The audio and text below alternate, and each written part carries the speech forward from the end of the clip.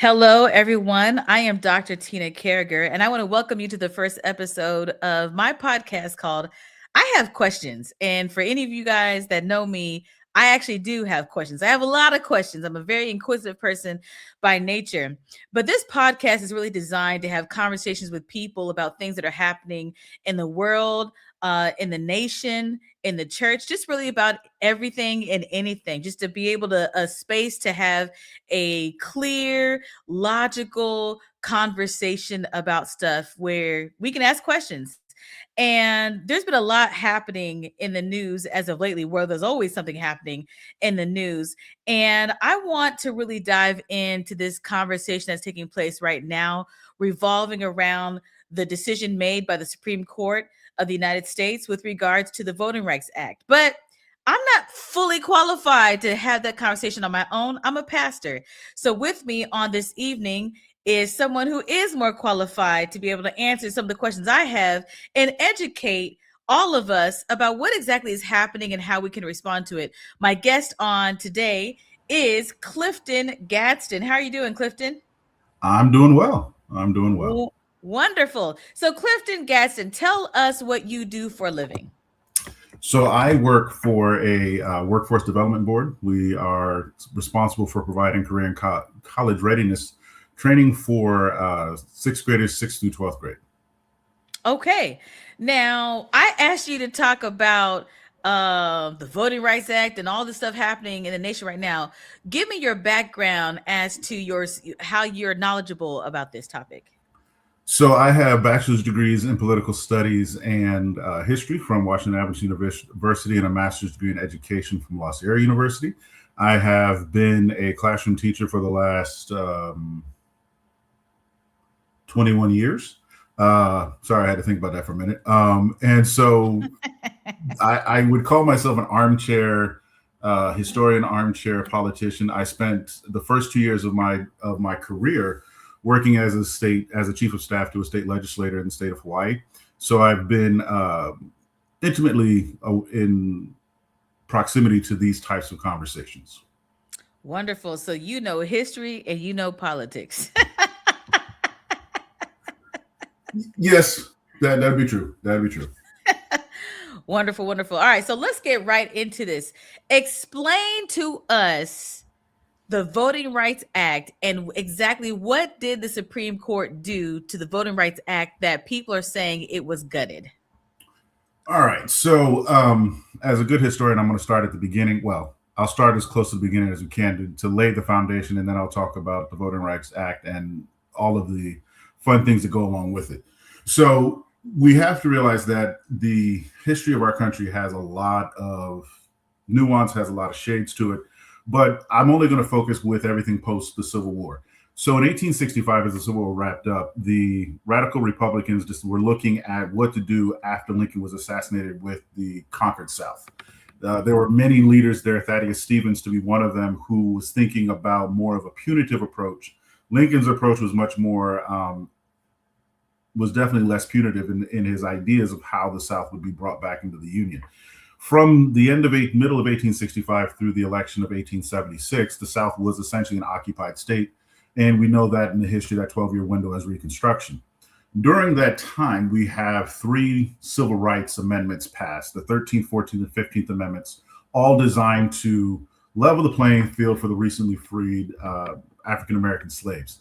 The challenges of that is that as I recently celebrated a birthday this past week, I went from one number to another number, but it didn't really change how I feel about myself. And when you think about what happened when we went from having slaves to no slaves, we didn't give anybody frontal lobotomies. We didn't change the psychological framework. We didn't give people an opportunity to sit down and talk and bring people into a conversation where they would be essentially better understanding of each other and thus have, a level playing field. We tried to legislate that level playing field. And it worked until Hayes took the Union soldiers or the U.S. Army out of the South and turned self-governance back over to the Southern leadership. And rapidly, from what we would consider, I guess, the Deep South, we have the rise of Jim Crow laws, and then we have the rise of separate but equal, and then we end up where we are, looking at essentially 100 years of the suppression of the vote of African Americans in the Deep South. So that lends part of the framework. And then we get to the early 1900s, and you see the great migration of African Americans out of the South. They move to the North, to the cities and things of that nature. And thus we have a really interesting shift in the political arena. So a couple of things we do need to know. While the South is suppressing the vote, the North and what we would call the Mid-South, there are less restrictions on African American votes. And so, primarily through the early 1910s, early 1920s, most African Americans, if they're north of, let's say, Virginia, Maryland, and those border states of what we would consider the Civil War and the Confederacy, anything north of that, you're going to see more access to the ballot by African Americans, and many of them are going to vote Republican. You start seeing this change in how voting begins during the period of FDR's administration, particularly the election in 1936, where you start to see the Democratic Party start to become a vehicle towards leveling the playing field in actuality. That shift is crystallized by the election of 1960, when Kennedy and King come to an agreement, and the vast majority of African Americans vote for the Democratic ticket, and thus essentially cement what we know for the last 60 plus years as the trend for most African Americans to vote Democratic. You look at our presidential elections since 1960, and 85 to 90% of African Americans vote Democrat. So that was, we'll call the cherry on the cake, is when the 1964 Civil Rights Act is passed and the 1965 Voting Rights Acts are passed. So question. Yes. So you're talking about the Civil Rights Act and the Voting Rights Act were passed in order to create some semblance of a level playing field after Africans have been freed from slavery, correct?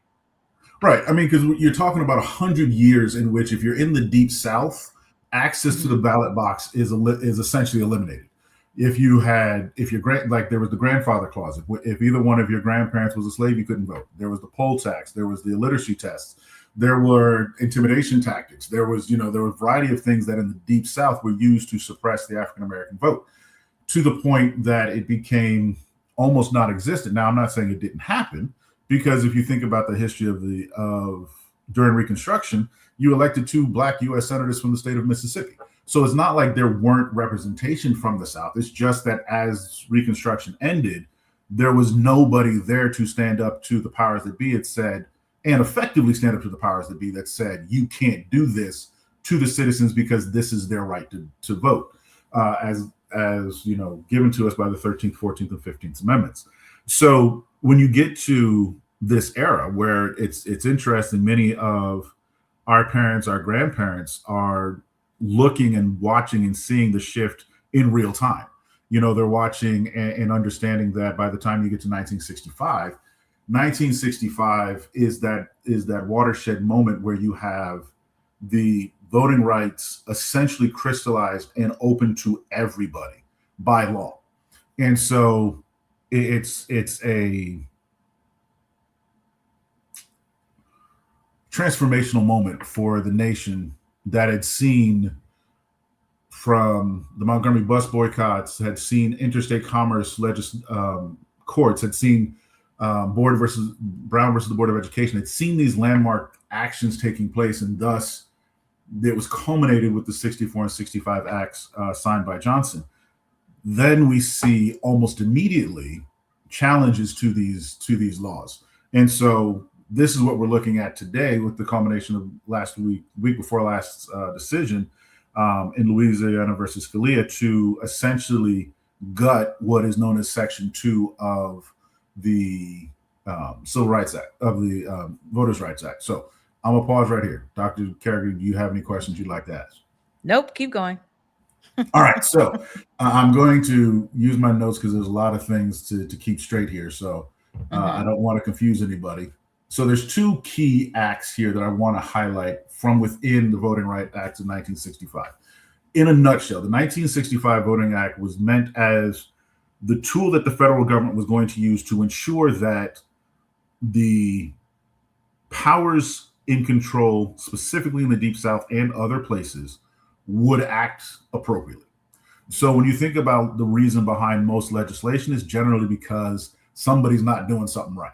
And so it's risen to the level that enough people at the federal level or the state level say, okay, we have to change how we do things because this is not appropriate. So the Civil Rights Act of the Voting Rights Act of 1965 is what we would consider the federal watchdog for elections across the country. And it has two very important pieces that have recently seen their effectiveness diluted significantly to the point where they're almost just words on paper. The first is 2013 Shelby versus the Shelby county court case, which essentially destroyed what's known as the Proactive Act, which is Section 5. So essentially, what Section 5 said is states who had a history of discrimination had to get permission or pre-clearance from the federal government to change voting rights, voting acts, voting responsibilities, whatever you want to call it. They had to get permission. So that's the proactive one. In 2013, that one was essentially gutted to be just words on paper. Now, the most recent act is the reactive one, which is talked about avoiding and making it difficult for states to draw maps that would dilute minority voting power. And that's essentially what has happened with this most recent case is now you've seen voting rights, the acts of people in the South, the North, wherever you are. Now the state legislatures have the ability, if they have the right to gerrymander or draw their legislative districts, can do so with essentially impunity. As long as you say, oh, well, we did this to benefit, a political party, you can't use race anymore as a deterrent to that process. Very interesting. So essentially, the argument is the argument racism does not exist anymore, so therefore we don't need this. No, I wouldn't say that the argument is racism doesn't exist anymore. We're just going to use legal mechanisms to dilute the way in which we defend against it. Essentially, what you have to think about is in our United States Constitution, we have an amendment that was passed to outlaw alcohol in the United States. Mm-hmm. Well, after a period of about a dozen years, we realized that was a useless idea. People were going to drink. Whether we criminalize it or not, people were going to drink. Mm-hmm. So they decided to throw it out. It's still on the books, but it's no longer the law and it's no longer, enforced. Now, does that mean that there aren't spaces and places in the United States where there are restrictions on alcohol sales? No, there are plenty of places in the United States where there are restrictions on alcohol sales at the state level. New Jersey has a number of those laws and places where you can't buy alcohol on Sundays. It's just that's the law. So we didn't get rid of alcoholics and we didn't get rid of alcohol per se, but we've worked a way to ensure that if you wanted to have access, you can have access. What we've done here is say you can still vote. It's just that as a voting bloc, as a group of people who have a concentrated population in certain areas, we have now given the state legislatures and those people who are in power the ability to say, okay, so we have a large voting bloc of a particular group of people in a particular city. We're going to dilute that power by breaking it up. And we can justify us breaking it up by simply saying we're doing it to benefit our party. I will leave that how it feels. Yeah, so how is that legal? Yeah, how is that legal? So it's legal because you have to understand the process by which the legislative arm is asked to govern elections. So the predecessor to this is a man by the name of Elbridge Gerry. He was a governor in the state of Massachusetts back at the turn of the early 19th century, early 1800s. He's one of the leading men of our Revolutionary era. If memory serves me correctly, he signs either the Constitutional Declaration of Independence. He's that guy. But he was also that guy who said, if I can, I will. So he began the process of moving communities around to allow his party to stay in office. Well, Thus, his name gets added to the idea of gerrymandering, and thus this is the idea of moving pieces on the board to benefit your community, thus your elected officials, by grouping as many of those people together as you can. So Okay. let me go ahead.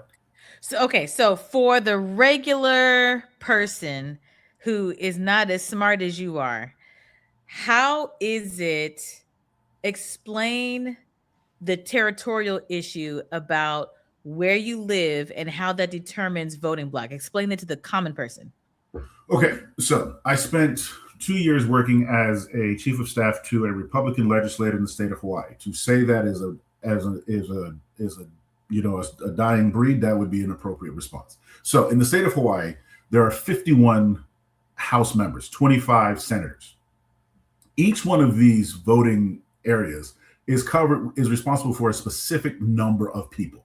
For easy math, let's say my boss's district had 1,000 voting members. They might have had 10,000 population, but 1,000 voting members. And he had 7 districts. So when he was running for his office, he had, and I got there in 2001, so we had just finished the 2000 census. And so the census is the tool by which the legislature knows where people have moved in and out of the state, where the largest centers of population are, and thus they then, from that point, move forward. Whether it's Democratic or Republican controlled legislature, they then make the rules as to how the voting blocks are going to be set up. So, Okay, pause. So you started with the census, right? yeah. So does that mean that the census that they send out is something that's important for people to take? Because I know some people who don't actually fill out the census. Yes. So the census is vitally important because once you figure out, we're going to get into some weeds here, and I apologize, everybody, but I'm going to have to get into the weeds a little bit. So, by federal law, we are required to do a census every 10 years, starting in 1790. So we've done a census every 10 years since 1790. What that does is it establishes who is living in your state. Now, let's be honest, we're not going to get down to the finite number of people in the state because, as you said, Dr. Carriage, some people aren't answering and filling out the census. However, from that information that is collected by everybody who does participate, we find a variety of things. Number one, we figure out how many people make up a voting precinct. Okay, that's a voting, probably down to the smallest level of voting identifiers that you can get. From that, you then figure out local elections, you figure out state elections, you then figure out federal elections. Each one of those also then determine at the federal level who is going to have what number of seats per state. Now, the way this process was played out is when our Constitution was built, you had the compromise, the Great Compromise, and the ability to understand that at the House would be based on population, and each of the states would have their number of seats in the House based on the size of their population, and the Senate would have equal representation. Everybody gets 2 senators from your state, regardless of size, and that was how it was supposed to work. The census specifically helps us figure out how many are going to be in the House for that 435 members. So unless Congress passes legislation to change the number of, and this would probably have to be a constitutional amendment to change the number of seats in the House, it will always be 435. What happens is when population shifts, some states lose representation, other states gain representation. Currently, the top of the hill is California with its 55 members, 53 members of the House plus 2 senators. Texas is right behind it with 34, 35, followed by Florida, New York, and a few of the others that are, relatively large. But as people have moved in and out of these states, you will see in the next probably census in 2030, that probably California will lose some of its seats. Texas will probably gain a couple of seats. Florida will probably gain a couple of seats. New York will probably lose some seats just because of the way populations have shifted and just because that's just the way it works here in the United States. So to finish the illustration I was giving when I was talking about my work, so when my boss was going for his reelection when I was there, he had 4 precincts that leaned Republican and 3 precincts that leaned Democrat. When the next map came in, which was for the 2004 election, he had 4 Democratic precincts and three Republican precincts, which meant that he lost his reelection bid in 2004 because he just didn't have enough people that were going to vote his way. And thus, that was the way that the Democrats who were in control of the legislature moved out some Republican members. They had, at the time that this process went through, they had 14 members. There's 51 seats in the House. They had 14 members. It's not like they were going to do anything to affect the legislative process because the Democrats had a supermajority both in the House and in the Senate. But because you have those rules, you can move the chess pieces around to reflect how you want your constituent, your most popular constituents. So that's the process that happens every 10 years based off of the census. Once those numbers come in, once we get out an idea, then the legislature convenes. They start their process, whatever that may be, whether that's the legislature itself does it, whether that's an independent panel. That process gets done, and then probably about the 04 election in that cycle, or the second election in that cycle, then you see the new maps in play. Okay, keep going. So that's the overarching thing. So what we've seen recently is that in the state of Tennessee has essentially carved up the city of Memphis. So traditionally, large African American communities have been considered, based on the Section 2, have been required to have representation that reflects who they are. So in other words, if you have Memphis, which is a predominantly Black city, the likelihood is that you're going to have a Black representative, at least at the federal level, come from Memphis. What the Tennessee legislature did was they divided it up into 3 sections, and thus, by doing so, diluted its power base so that now, even though there is still a large concentration of African Americans who live in Memphis, their voting power has been diluted because they've been merged with areas that are going to lean red, just simply because there's more of them in the voting pool versus, so there's going to be more Republican leaning members in these 3 blocks, which will essentially then block out most African Americans from being able to be elected out of the region of Memphis going forward in the next election cycle until things change at the state level. Interesting. So Memphis did this. Are other cities gonna follow suit? So it's not a city thing. It's always going to be a state legislative action. And yes, you will definitely see this happen across the country, especially in states that lean Republican or have Republican legislatures in control with the ability, or with a Republican governor or a Democratic governor, but the state legislature has the override ability because they have enough votes to override an objection from the governor's office, and thus put these plans into action. So you'll see it. I mean, we're seeing rumblings coming out of Louisiana. They're looking for it. Now, ironically, because of this motion that has happened this past week, it's going to be interesting because today the Virginia state Democratic leaders sent a note to the Supreme Court to say, hey, look, our Supreme Court said that we can't use our redistrict maps, but since you just said that we are allowed to use maps that are in favor of partisanship, we need you to come in here and tell our state Supreme Court that they got this wrong. I'm intrigued to see how the Supreme Court's going to respond to that, because if the legislation, if what's good for the goose is good for the gander, we should see Virginia be allowed to use their maps going forward.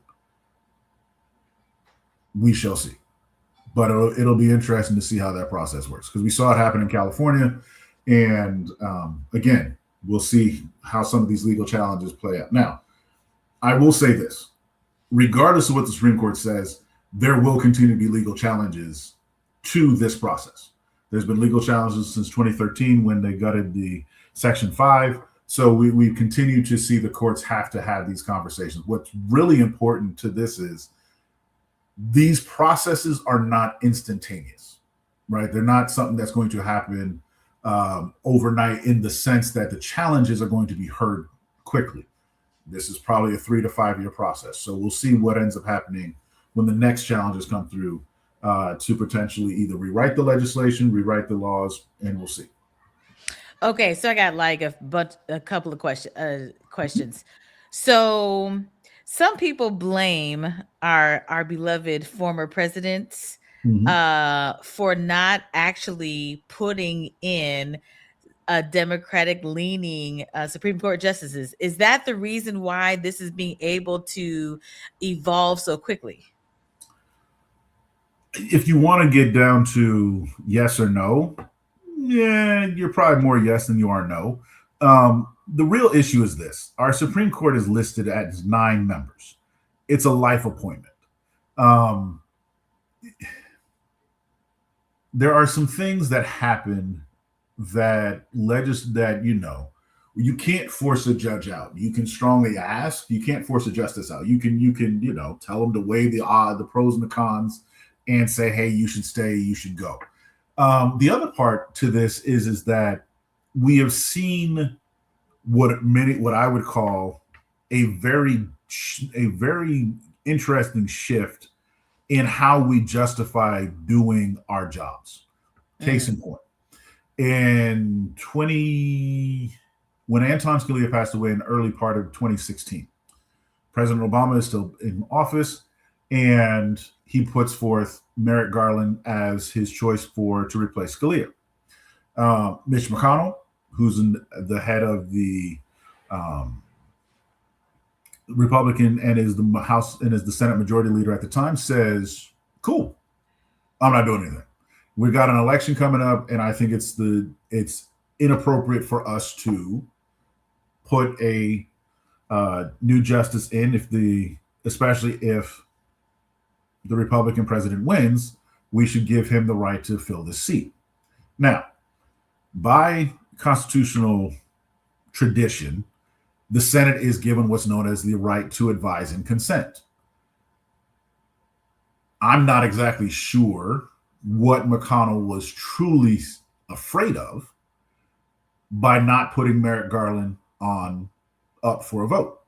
Now, part of the reason why he was afraid of this, or was, let's call it, using political math or political geometry to make this work, is that when Merrick Garland had been elevated to the chief justice role, the chief judge role for the District Court of Washington, D.C., he'd done so at a 99-0 confirmation. So, Merrick Garland was and is a competent jurist, liked by both parties. Mm-hmm. So the math says we can't put him up for vote because there's probably enough members of the Republican Party who would have to figure out how to get themselves into a pretzel to vote no. Mm-hmm. And so McConnell decided not to put his party in the line of fire, and thus said, we're just going to sit on our hands. And they did, and President Trump won the 2016 election, and thus was given the opportunity to put in a member for Scalia, and then he got an opportunity to put 2 more in. Again, similar situation when Justice Ginsburg passed away. We're literally in a federal election, 3 months short of having the election, and McConnell again is still in charge of the Senate. And yes, we can call him a hypocrite, but he's in control of the levers of how this process works. So he's able to, with the urgency and the speed of Superman, push through a new justice. And now we've got a 6-3, majority. And essentially you're getting decisions that have far-reaching consequences from choices made not necessarily by the presidents, but by those who occupied the seats that they were looking at and saying, hey, we need to figure out how we make this work. Do you blame Justice Ginsburg for not wanting to leave the court? Sure, if you want to throw rocks, you can. But there's no crystal balls to say that, she couldn't. And that's the thing. Everybody thought she would live at least up through October, and then make it virtually impossible for the Republicans to be able to push somebody through. Mm. But in my opinion, it wouldn't have changed anything, because even if she had died in November, the Republicans still have control of the Senate, and they could still have pushed through a justice regardless. So we would have only been benefited in that instance, in my opinion, if Justice Ginsburg had lived into January 20th, and then you would have had, the ability to put a Democratic leaning jurist on the bench. Hmm. So there have been some talks I've seen about or discussions about Memphis wanting to secede. Um, how how realistic is that? Okay, I'm laughing because let's be honest about a couple of things. Number Uh-huh. one, if you secede, you're responsible for yourself. Okay, Mm-hmm. so does Memphis have a deep enough financial base Mm, to take care of itself? Okay, mm, mm-hmm, that means you've got to pay for your own power. You've got to pay for your own police. You've got to pay for your mm, own emergency fire department, EMTs. You've got to pick up your own trash. You've got to pay for you've got to pay your city workers out of your own pocket. You've got to pay for all the upgrade of your city buildings, your libraries, your schools, your roads, all of your infrastructure, your bus transportation. All of these things now become the burden of the 700,000 people that live in Memphis. Like, that's what happens when you say secede. Okay, mm-hmm. that's what becomes part of the conversation. Does it sound great to say it from the rooftops? Sure. But the reality of it is you cut yourself off from a variety of sources of income that are necessary to have access to. Because let's play this out. Let's go further down the road. Mm-hmm. You have families who are right now today on uh, state assistance, federal Mm-hmm. assistance. You secede, the state doesn't have to give you anything. The federal government doesn't have to give you anything. They don't even have to recognize you. So you're not talking about yourself as our indigenous peoples who are independent, dependent nations who have the right to say, "Hey, look, you can't do that." They've got those powers. Memphis would not have those powers. And any portion of a state that wants to secede, you truly have to know, can you afford to do it? Because it comes down to money. Interesting. Okay, so let's just play hypothetically speaking. If they were to see, okay, so let's use the Native Americans for an example. Mhm. Do they have voting rights in this country? I mean, yes, you do, because you're born in the United States, and according to the Constitution, you have voting rights when you come to the age of 18. It becomes a very interesting conversation because you have to ask this question. You seceded, but what did you give up, or what did you negotiate in to retain? Because you are Mm, American citizens, but if you secede and become an independent nation, you lose all sorts of access to the United States because of you're now independent and you now have some political standing. And now you've got to, in order for you to vote in federal elections, you've got to have a treaty that says you can do so. So hmm, what state is going to voluntarily say, well, you've left, why should I give mm, you access? mm. Interesting. So, as you're talking, I was thinking about the Black Panther Party that attempted Mm-hmm. to, that had a smaller semblance of that type of self funded community type aspect, and yet the government infiltrated that attempt to be independent. I don't know if that's even realistic to even try to do that again. Well, I mean, you have to think about a couple of things, and I'll since you brought up the Black Panthers, I wrote a paper on them in graduate school, so I'll highlight one piece of that. In the early 1960s, the Black Panthers obviously were a very large organization in Northern California, Oakland to be specific. And so I believe it's 1962. There's a group of Caucasian California citizens who come to the state capitol in Sacramento and essentially pose on the steps of Sacramento with their guns. Right? Hmm. That's the photo op. About a year later, the Black Panthers show up and literally do the exact same thing, Hmm. co-op and copy the group that had been there the year before, posing on the steps of the state capitol with their guns. What do you think happened? Yeah. Within 6 months, there were a ton of legislation out there regarding gun access, gun ownership, all those things. Why? Hmm. Because the leadership in Sacramento said, yeah, that's not okay. We can't have a armed group of African Americans parading their weapons all over the state. We can't do that. So thus you have the origins of many of California's gun laws. Again, as I had said earlier when we were off camera, what's the reason behind legislation? It's generally because somebody did something that requires us to act. And in this case, they didn't do anything wrong, but the consequence or the reaction to what they did was, we're going to cap your ability to own weapons. We're going to limit your ability to display them, brandish them in public. Like that becomes the process. That becomes the statement. So it's a very interesting process when you see what becomes the knee-jerk reaction to actions, activities of people, groups, depending on who you want to talk to. So let me ask you this. How is this country? Okay, so let's say that more states do what Tennessee has done and what others are trying to do. What is the end goal for them with regards to, what is the end goal? What are they actually trying to achieve? Because my conspiracy theorist brain is thinking, okay, we have a president who's told us. This is what happens when you're supposed to put your phone on silent. Lord help us. I can edit that sound out. Real life happening. Real life happening. And the crazy part is I was actually looking for my phone early before we went live because I was afraid of something like that happening.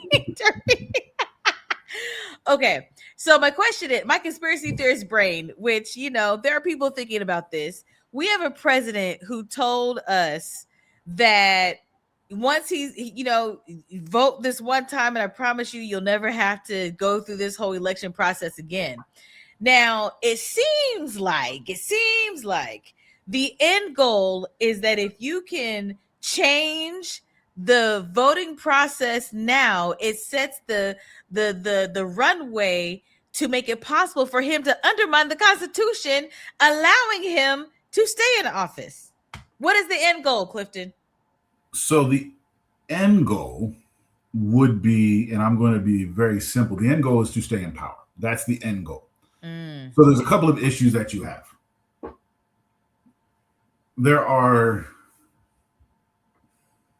27 amendments to our Constitution. 12 of them were in place by 1804. So since 1804 to 1991, when the last of our amendments was put into place, you've had 15 amendments. You get, on average, in any legislative cycle, anywhere upwards of 1,000 to 10,000 bills that may require additional constitutional amendments. So the way our system works is once the amendment gets through Congress, signed by the president, it gets sent to the states. The states then have 10 years in which to decide if they're going to ratify that amendment or not. So what's the magic number to get a constitutional amendment added to the Constitution? The magic number is 38. So you have 50 states. 38 of those states must agree to add the constitutional amendment. So what does this really mean? All right, so here's what you have going on. Right now, we have the 24th Amendment that dictates 24th and 25th Amendments that deal with presidential succession, limit the terms, all the fun things that go along with what everybody thinks that they're well versed in. So there's a couple of things we have to keep in mind. If we allow gerrymandering to stay as is based on what the Supreme Court said a couple of days ago, then what it'll essentially allow to happen is the states that have Republican legislative leadership will most likely stay that way for the foreseeable future. 5 cycles, 10 cycles, who knows? Could be a very, very long time. Those states that have blue leadership will probably stay blue leadership for the next series of election cycles for a period of time. The question is, do you have 13 blue legislative groups that will be the buffer and essentially run the clock out? That's the question. Because you can get 37, but you've got to get to 38. Mm. So what you're hoping is that you see the legislative process. Now, there's a couple of wild cards here in this process. The Nebraska is a unicameral system, so they only have one house. They don't have senators, or they just have one group of people that run their legislative body. And then you have states like Arizona that meet every other year or so. So if you think about it, a 10-year window becomes a 5-year window. So it really depends on how each of these states work, because in order for them to take up some of these legislation, they have to call an emergency session. And sometimes those emergency sessions get called at the behest of the governor. So if you have a Democratic governor that happens to be in charge of a red state, and he chooses not to call a legislative session, then you run the clock out that way. But the ultimate goal is to maintain power. It's not a question of if we want to rewrite laws. You want to maintain power, because what ends up happening is you do things that allow for shenanigans to take place. And that's where we are. We're at the threshold of shenanigans taking place. So when you say to allow people to hold on to power, are you just talking about the local and federally elected leaders? Or are you talking about everybody, including the president of the United States? So, in order for that answer to be clearer, you have to realize that the president of the United States the office is governed by what the Constitution states. In order to change what the presidential office looks like, you've got to change the Constitution. And in order to change the Constitution, you must have amendments that are going. Or you bring a legal challenge to the Constitution, to an amendment in the Constitution, or a portion of the amendment in the Constitution, and you find a couple of courts to disagree. So if you find a conservative leading court judiciary, let's say the third or the second, and then you put it up against a liberal leading court section, let's say the ninth, then you all of a sudden have two groups that require the Supreme Court to step in. Or you've got two states that disagree. However you want to look at it, you need a trigger that makes the Supreme Court have to weigh in on what the legality of something in the Constitution is. If I were to guess, and I were going to project down the line, that's the route that people would take. A constitutional amendment would take too long. You could get a piece of legislation or an argument against a portion of the Constitution by bringing a case. Now, the easiest one would be, the portion that says presidents, are term limited. That would be the easiest target. The problem is you'd have to find cause for why that doesn't work, and find at least one court that's sympathetic to that argument to get the ball rolling. So, okay, so I've come to realize in this short amount of time that he's been in office that anything can literally happen. Literally anything can happen. Is it unreasonable for this to take place before the next election? No. I mean, I've been wondering what the next few months are going to look like, because I'm wondering if we have a suspension of elections and period. If there's presidential fiat that suspends the writ of habeas corpus, which essentially is the method by which Lincoln kept Maryland in the Union. Essentially told the Maryland government, you cease to exist. So you can't, because Maryland was definitely a slave leading state.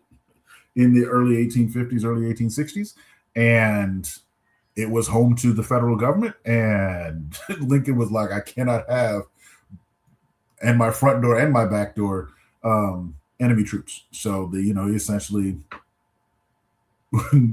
put Maryland's government to bed for a period of 5 years. So that, I mean, it would require a significant national emergency for that to take place. And I would say anything can happen. I believe you. So here's okay. So what's it like? How what can we do? What do we do? Is there anything that can be done? Because I feel like we're living in a space where no rules apply to one side, but yet all the rules apply to another side, and we're just kind of like lame ducks out here. And um it feels like we're on the short end of the stick. What can we actually do to put some speed bumps or prevent this from kind of running full steam ahead? So there's a often misquoted statement, or not misquoted, often misattributed statement, where for justice to be unheard is for good men to be quiet. We can't be quiet. There's research out there. My wife shared it with me recently. There's research out there that says if enough of a percentage of the population agitates, change happens. And in our society, especially in the African American community, our church the church as a whole, doesn't matter your religious affiliation, that's not the issue. But the church as a whole has been the birthplace for our agitation. And it needs to remain that space. There needs to be courageous conversations happening in our churches that carry into the streets. There has to be time for our people to look themselves in the mirror and decide, what is it we want to do for ourselves? There's a lot of people who like to throw statements out there that say a certain community only wants to have handouts. That's not true. If you look at the averages around the country, there's a lot of spaces that lean red that actually get more state or federal assistance than communities that are traditionally marginalized and stereotyped that way. We have to stop looking. We have to start adopting what John Lewis said: find good trouble, make good trouble. Because what our nation has always been predicated on is making good trouble. If you really think that our American Revolution was fought because of taxes, I've got another thing for you. It just came to the point where, as Thomas Paine said, why is an island 3,000 miles away governing a continent? That don't work. It doesn't work. It's just not feasible. And so that is what we have to go back to. We have to go back to the idea of challenging authority with facts, challenging authority with weapons and arguments of strength that you can't hide you can't sweep it under the rug. The reason why so many of our leaders in the 50s, the 40s, 50s, and 60s were able to bring America to its knees and require it to have a reckoning that ultimately culminated in the 64 and 65 acts, civil rights and voting rights acts respectively, is because it couldn't hide its past. John F. Kennedy was able to win the 1960 election because he looked more credible on television than Richard Nixon did. Point blank. So what did we do? We put our struggle on TV. We made America look at our struggle. We made America look and say, hold on, people marching peacefully, getting hosed down, getting dogs released on them, getting tear gas, getting beaten.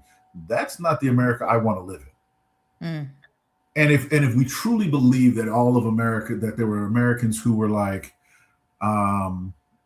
this is okay, then you definitely have those Americans. But you had a lot of Americans who said this isn't okay. I may not necessarily understand the circumstances behind why this is taking place, but this just cannot happen. I cannot have my child live in a space where others are treated poorly just because they don't look like I do. I think when King said, it's time for America to put money in the account so our check doesn't come back, insufficient. That's where we're at again. We're at a point where where America has withdrawn all of our money, and we're bouncing checks to our people of color. We're not supporting them like we should. We're not recognizing their contributions like we should. We're not articulating what our challenges are with whatever it is that you disagree with people of color. We're just not doing it. And to paint every person in America who disagrees with you with a broad brush, we can't do that either. We have to be willing to get into the trenches, have real conversations that are about the issues, that are about the things that are affecting us at home. The affordability. We've got to talk about affordability. You've got to talk about how you can't live. You can't have a nation where in Hawaii, gas as of last week was $5.30, where gas in California is pushing $6.90, where gas in our backyard is $4.35. People would say, well, it's the cost of living where you live. No, we are American citizens paying too much for gas. That's the price. That's the issue. It doesn't matter where you are. We're American citizens paying too much for gas. Yeah. Okay? That's the issue. And you can couch it behind, well, California's paying. It doesn't matter. We're paying too much for gas. And I think that's the argument that gets lost. We want to blame it on, well, they pay more taxes in certain locations. Sure, they do. But if you want to get down to the next level, if blue states like New York and California and New Jersey were to stop sending their taxes to the federal government, states like Texas, Missouri, Arkansas, Alabama, Mississippi, Florida would suffer immensely. You would have you want to talk about conspiracy theory. I will say it this way. If some of the larger blue states were to shut off their payments to the federal government, Tennessee would come crawling back and say, hey, look, what do we have to do to get our money back? And the blue states would say, fix your voting rights, fix your Democrat, fix your voting access. Because many of the blue states pay more in taxes and get less in return from the federal government than our red states do and how much they pay in taxes and how much they take out of the federal government for their services. So if you want to go down the road of conspiracy theories, some blue states should turn off their payments. To put it in layman's term for church people, stop paying your tithes. Then you see what happens. Don't pay your tithe, don't pay your offering. I'm not espousing that. I'm just simply using that as an analogy. Okay? Don't come for my church card. I'm just simply saying that's a very effective analogy. Okay. Don't come for my So let me ask you this, Clifton. You said have courageous conversations in our church. There are some people that would believe and say that the church is not the place to talk about these type of political and social issues. Now, I'm a pastor and I disagree with that type of mindset, but why would you say that the church is exactly the place where we need to be having these kind of conversations? Anybody who says the church shouldn't be has not read their history. They've forgotten their history. The church, white and black, is responsible for bringing pressure that essentially required the United States to look at itself and decide what it wanted to do about slavery. And it has continued to be that mirror, oftentimes ignored, oftentimes overlooked. But you look at some of our leaders and realize that many of them got their starts in the church, in a church. And I would say that if you were to look at the life of Jesus, and if you were to look at what he stood for, he made good trouble, lots of good trouble. He challenged authority, not by being disrespectful to authority, but by simply telling authority, look yourself in the mirror. What are you accomplishing by acting this way? The Jewish population and leadership had created 5,000 laws for how you could work, how you could, live on the Sabbath. That was not how Christ intended people to worship on the Sabbath. So that is the type of legacy that Jesus and the apostles left, was a legacy of, let's look at what it really means to be good to each other. Let's look at what it really means to look out for those who are less fortunate in our society. And I'll close it. I'll illustrate it this way. In the When the Pilgrims came and landed in Plymouth Rock in 1620, from 1622 up until about 1670, 1680, 1690, depending on how you want to look at it, there was no poverty. None. You start to see poverty become prevalent in New England society around the turn of the 18th century, primarily driven by the rise of shipping. Prior to 1700, there were 5 shipping companies in the New England area. By the time you get to 1710, there's 50. And you also see the increase in boarding houses. You also see the increase in people not being able to make ends meet, as the push towards commercialization and the almighty dollar, in this case, the almighty pound, became part and prevalent of that society. We often talk about, the Puritan work ethic and, get down there and pull yourself up by your bootstraps, all that good stuff. Yeah, that's true. But nobody succeeds without help, and nobody succeeds without people looking out for each other. So if we're going to be honest and be a church that's honest, we need to be looking out for each other. And that requires us to have conversations across the spectrum. Things that make us comfortable and things that don't. Interesting. Okay, so I agree with you. So what are some practical, you talked about good trouble. What does that practically look like? So practically, it means you have to attend local conversations. You've got to be active in your community. It doesn't mean you've got to show up to every board meeting. It doesn't mean you've got to show up to every event that takes place politically, but it means that you've got to be aware.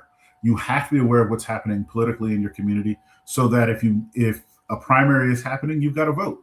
Especially if you want to be able to get something accomplished that you think is worth putting your time and effort behind. By showing up to primaries, which are traditionally very underrepresented, especially if there's no president at the top of the ballot, you often see people squeak through who shouldn't be in office because people just don't come out to vote. So you've got to pay attention to the ballot. You've got to pay attention to what's happening in your community. Again, I'm not saying to spend all of your time just watching news feeds, listening to the police blog. I'm not. I'm simply saying awareness is key to understand where you are in a society. Have the conversations with your friends, especially friends who disagree with you, because you need to hear what the other side is saying, because it's necessary to be able to not necessarily counteract what they're saying, but to better understand how you should act going forward. I was at a convention a few years ago, and Paul Begala, who was a Clinton strategist, said that he woke up every morning, he read the Bible and listened to Tucker Carlson. Now, this was about 10 years ago, so we'll keep that in the framework. But he said that because it required him to make sure he knew what the other side was saying. And that is what we have to do. We have to know what each other is saying. We don't have to disagree. We don't have to agree, but when we disagree about issues, not with the person. Disagree with the issues. The person is the person that you've known for all of your life. You don't have to agree about everything, but disagree agreeably so that we can move forward in the way in which we want others to view us, because we want to be treated. You want to treat people how you want to be treated, and to do that, you have to be able to have good conversations with people without attacking them personally. And last thing I would say is, if you want to be involved, go be involved. Whether that's run for an office or volunteer for someone's campaign, be involved. Don't sit on the sidelines. Be involved. Be active in what you're passionate about, because that activity might lead to change, and we wouldn't get that change without your activity.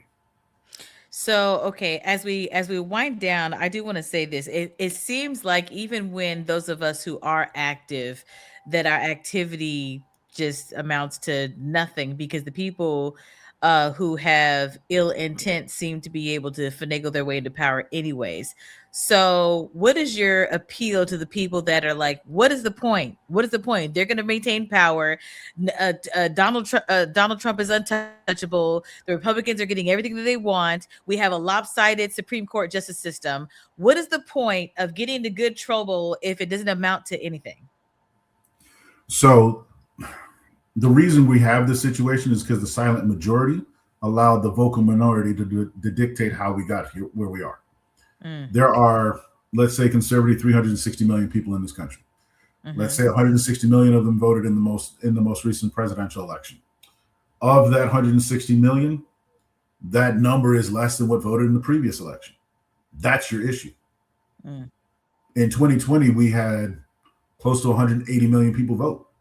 In 2024, we might have had 160, 170. 10 million people chose not to participate. That's the issue. If you allow people to dictate to you what is the value of your voice, then you might as well not use your voice at all.